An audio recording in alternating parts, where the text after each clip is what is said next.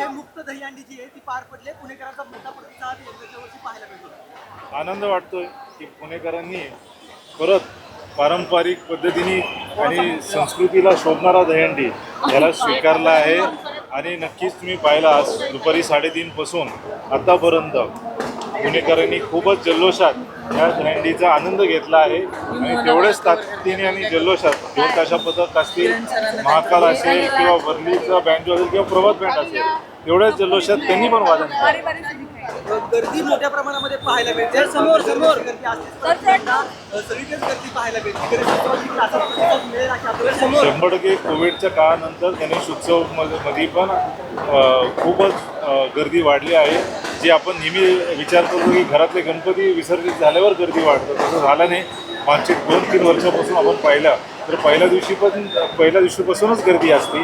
तर ह्या वर्षी पण मागच्या वर्षीपेक्षा दुप्पट गर्दी गणेशोत्सवात दिसत.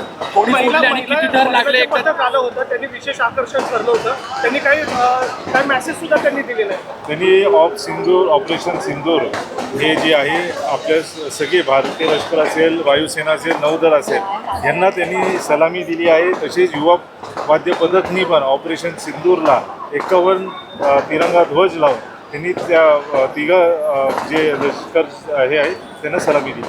दहीहंडी कोणी फोडली, कुठल्या पद्धतीने फोडली आणि किती दर राहते? दहीहंडी राधाकृष्ण गोविंद पथकनी फोडली आहे. त्यांनी 7 थर लावून ही दहीहंडी फोडली. थँक्यू.